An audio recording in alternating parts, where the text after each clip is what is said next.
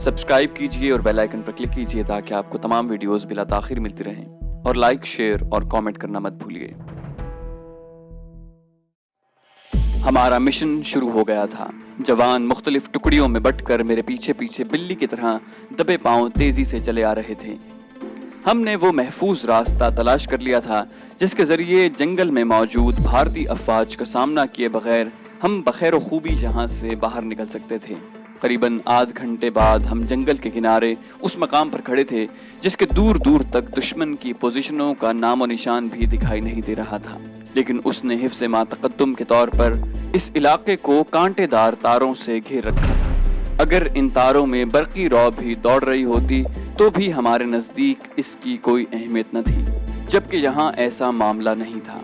करीबन 2 मिनट के बाद हम अपना रास्ता बनाने के बाद तारों को दोबारा इसी तरह फिट कर चुके थे, और ये सब कुछ हमने भी दुश्मन की तरह हिफ्ज़ मा तक़द्दुम के तौर पर किया था। मुमकिन है कोई पेट्रोल पार्टी घूमती हुई इस तरफ आ निकले और उन्हें कटे हुए तार देखकर शक गुजरे। अब हम सब लोग एक कतार की सूरत में उस रास्ते पर खड़े थे जहां से हमें अपने टारगेट की तरफ जाना था, जो यहाँ से चंद मील के फासले पर था। हमारे मिशन का पहला मरहला शुरू हुआ था। सबसे पहले हमें एक जीप पर कब्जा करना था। हैरत थी कि अभी तक कोई आर्मी व्हीकल वहां से नहीं गुजरा था। शायद रात को वो लोग सफर करना मुनासिब नहीं समझते थे। हम दिल ही दिल में दुआएं मांगते हदफ की तरफ बढ़ते हुए उस सड़क पर पहुंच गए थे जो सीधी हमारे टारगेट की तरफ जा रही थी। हम एक कतार में सड़क के किनारे लगे दरख्तों की ओट में चल रहे थे। अचानक खुशी से दिल धड़कने लगे जब हमें किसी जीप के इंजन की आवाज सुनाई दी। दूसरे ही लम्हे मेरे जवान पोजीशन में आ गए। ये बताने की जरूरत नहीं कि हम दुश्मन के इलाके में उसकी फौजी वर्दी पहनकर ही कार्रवाई करते हैं, लेकिन वक्त आने पर हमारा असल रूप भी सामने आ जाता है, क्योंकि किसी भी कमांडो के लिए बाइस सादत अपने मुल्क की वर्दी पहनकर जान देना है। हालांकि अक्सर औकात इतनी मोहलत नसीब नहीं होती। जीप अभी 15-20 गज दूर थी जब अचानक हमारे 2-3 जवान उसकी रोशनी में सड़क पर आ गए। उन्होंने चूंकि भारतीय फौजी वर्दियां पहन रखी थीं और इस इलाके में फौज डिप्लॉय थी, इसलिए बादियों नजर में किसी का उनके मुतालिक शक में मुब्तला हो जाना मुमकिन नहीं था। करीब आने पर अलबत्ता और बात थी, लेकिन इतना मौका हमें किस काफिर ने देना था कि वो हमारी शनाख्त पूछते फिरें। ये जवान हाथ उठाए जीप को रुकने का इशारा कर रहे थे। जीप वालों ने भी यही समझा होगा कि किसी जरूरत के तहत वो लोग उन्हें रुकने का इशारा कर रहे हैं। जीप बड़ी तेज रफ्तारी से आ रही थी। उसकी स्क्रीन को हालत जंग की पोजीशन में उन लोगों ने लिटा रखा था, और बजाय विंड स्क्रीन के ड्राइवर के साथ वाली सीट के सामने एक हल्की मशीन गन अपना भयानक जबड़ा खोले खड़ी थी। पिछली और अगली सीटों के दरमियान स्टैंड पर रिकॉइल लेस राइफल नस्ब थी जिससे टैंक हिट किया जा सकता है। इस जीप को भी उन्होंने शायद अगले रोज वाले मिशन के लिए तैयार कर रखा था। जीप के पहिए जोरदार आवाज के साथ चरचराए और वो उनके करीब आकर रुक गई। इससे पहले कि वो लोग सबब दरियाफ्त करें, हम उनके सर पर पहुंच चुके थे।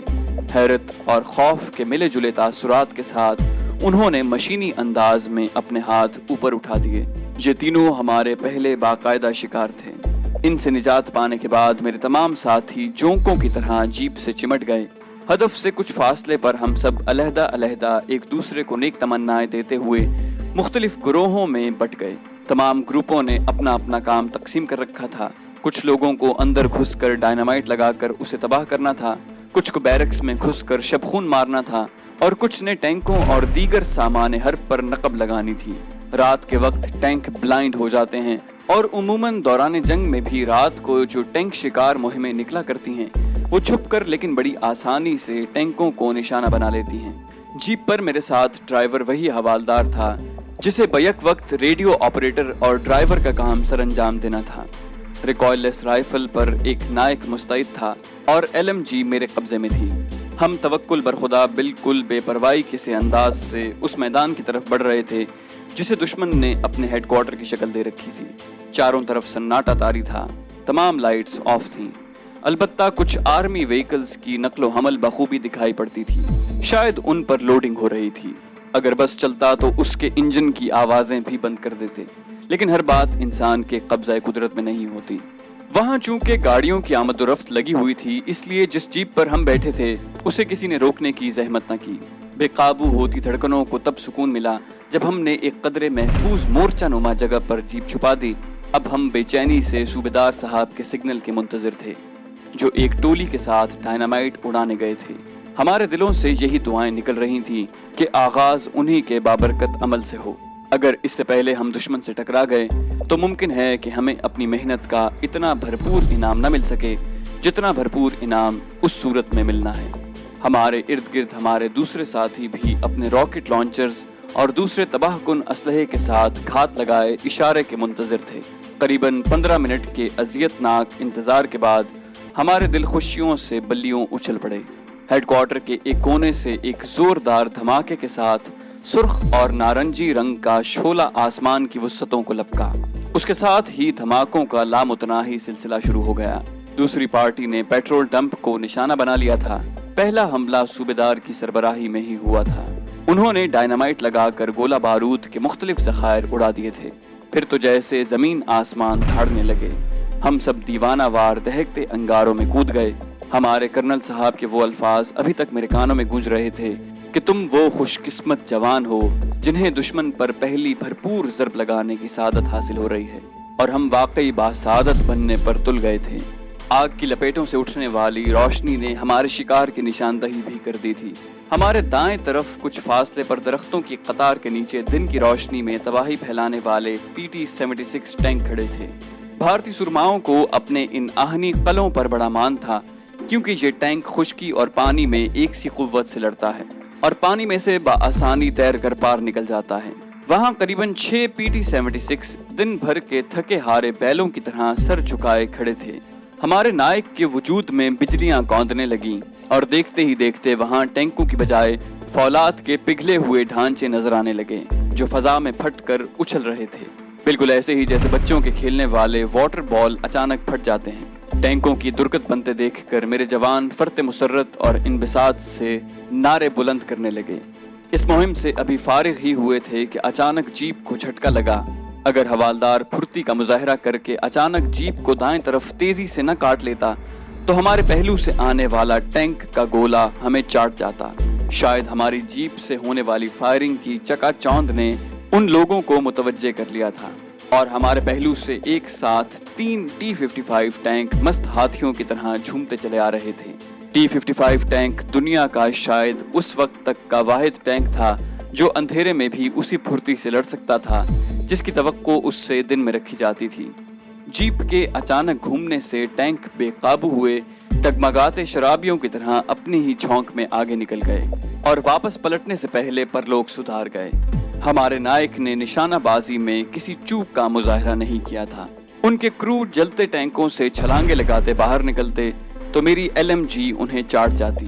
ہمارا یہ آپریشن 20 منٹ تک جاری رہا، اور سچی بات تو یہ ہے کہ اب وہاں ہمارے شکار کرنے کو کچھ بھی باقی نہ رہا تھا، کیونکہ ہماری طرح کسی بھی جوان نے اس کار خیر سے محروم رہنا گوارا نہیں کیا تھا۔ تھوڑی ہی دیر کے بعد ہم لوگ اپنی سرحد کی طرف سمٹ رہے تھے۔ دشمن سنبھل گیا تھا اور وہ ہم پر انٹینس فائرنگ کر رہا تھا، لیکن اب بیکار تھا کیونکہ ہم اپنا کام کر چکے تھے، اور جھنجھلائے ہوئے دشمن کے پاس کھسیانی بلی کی طرح سوائے اپنا کھمبا نوچنے کے اور کچھ باقی نہ رہا تھا۔ اپنی سرحدوں کی طرف فاتحانہ مراجعت کرتے ہوئے ہم OP کے فرائض انجام دیتے آ رہے تھے۔ جہاں کہیں سے دشمن کی کوئی ہیوی گن چمکتی دکھائی دیتی، وہیں اپنی بیٹریوں کا فائر منگوا کر اسے نیست و نابود کروا دیتے۔ یہ دھما چوکڑی قریباً 1 گھنٹے میں ہی اپنے انجام کو پہنچ گئی، کیونکہ اب دشمن بھی لڑنے کی پوزیشن میں نہیں تھا، نہ ہی وہ اس مرحلے پر براہ راست کھل کر جنگ میں الجھنا چاہتا تھا۔ اپنا ٹنوں اسلحہ پھونک کر وہ خاموشی سے اپنے زخم چاٹ رہا تھا، اور ہم لوگ اپنے RV پوائنٹ پر اکٹھے ہو رہے تھے، جہاں کرنل صاحب ہمارے استقبال کو بنفس نفیس موجود تھے۔ ہمارے پیچھے دھماکے بلند ہو رہے تھے کیونکہ ہمارا اور سرحدی افواج کا آپریشن اکٹھے ہی شروع ہوا تھا۔ وہاں موجود ہماری افواج نے بھی ان لوگوں کو خبردار ہونے سے پہلے ہی جا لیا تھا۔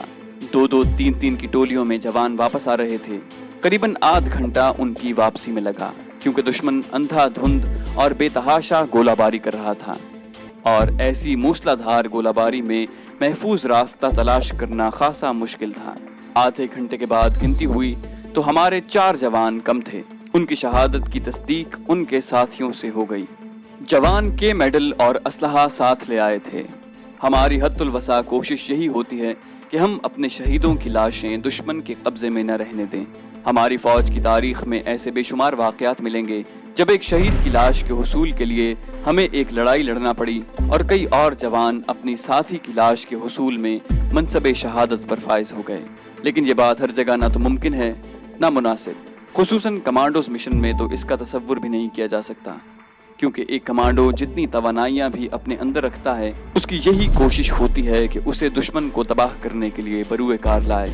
3 साथियों को तो मेरे जियाले अपने हाथों सुपुर्द खाक कर आए थे, लेकिन चौथा गोला बारूद के ज़खायर के साथ खुद भी उड़ गया था। ये सानहे हमारा रोज़मर्रा का मामूल है। मैं तो हरगिज़ नहीं कहूँगा कि दिन रात जिंदगी मौत के इस खेल में रहते हुए हमारे दिल पत्थर हो चुके थे, या हम इतने बेहिस हो जाते हैं कि अपने साथियों की शहादत भी हम पर असरअंदाज नहीं होती। बहरहाल हम भी इंसान हैं। माना हमारे सीने फौलाद के बने हुए हैं, मगर इनमें भी एक गोश्त का लोथड़ा धड़क रहा है। किसी हादसे को हम भी इतनी ही शिद्दत से महसूस करते हैं जितनी शिद्दत से एक आम इंसान को करना चाहिए। लेकिन हम में और आम लोगों में एक फ़र्क वाज़े पैदा हो जाता है, वो ये कि आम आदमी इंसानी मौत पर मनफी महसूसात का इजहार करता है, सोगवार और पशमुर्दा होता है, और अक्सर उसकी हिम्मत टूट जाती है, जबकि हमारी तरबियत इसके बरक्स होती है। हम अपने अजीम रुफ़क़ा की शहादत से नया अज़्म पाते हैं, हमारा मोराल बढ़ता है और दिल में ये वलवला जागुज़ी होता है कि हम उनके मिशन को, जिसकी अदायगी में वो अपनी जान का नजराना पेश कर गए, पाया तकमील तक पहुँचाएंगे।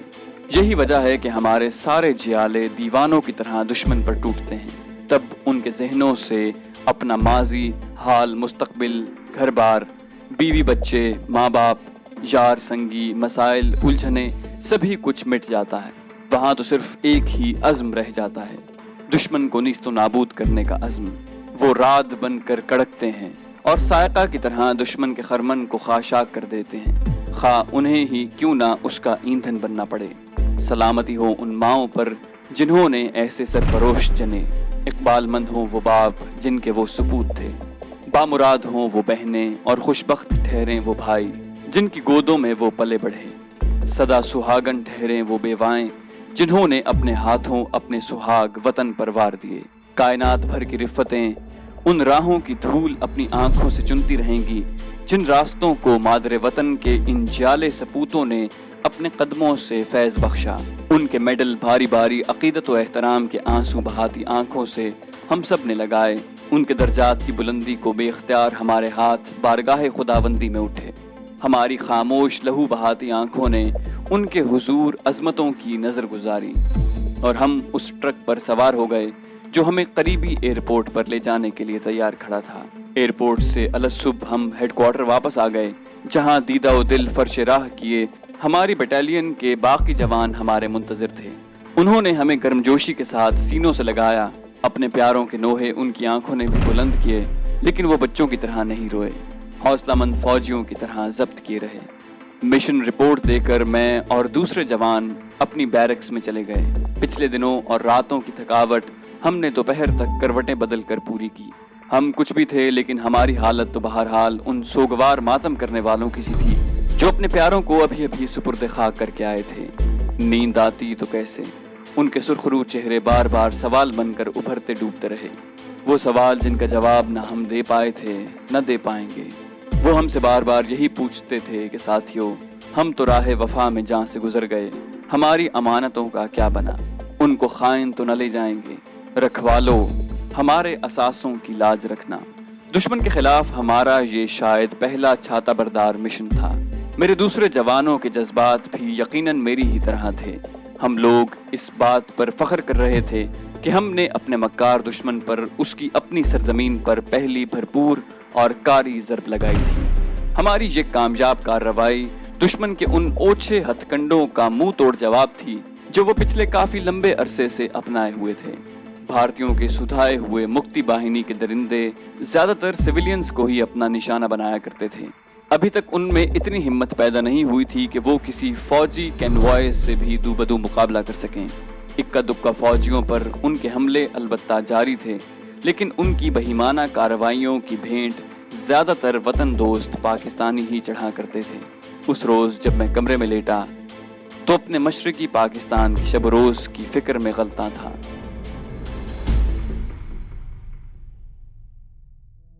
تو دوستو، یہ تھی ہماری آج کی کہانی۔ امید کرتے ہیں آپ کو ہماری کہانی پسند آئی ہوگی۔ جانے سے پہلے اس ویڈیو کو لائک اور شیئر کرنا مت بھولیے، اور اگر ابھی تک آپ نے ہمارے چینل کو سبسکرائب نہیں کیا تو اسے سبسکرائب کیجئے تاکہ آپ کو ہماری تمام کہانیاں بلا تاخیر ملتی رہیں، اور کامنٹ کر کے ہمیں بتائیے کہ آپ کو یہ کہانی کیسی لگی۔ ہم اس سلسلے کی مزید قسطیں لے کر جلدی حاضر ہوں گے۔ اپنا بے حد خیال رکھیے گا۔ اللہ حافظ۔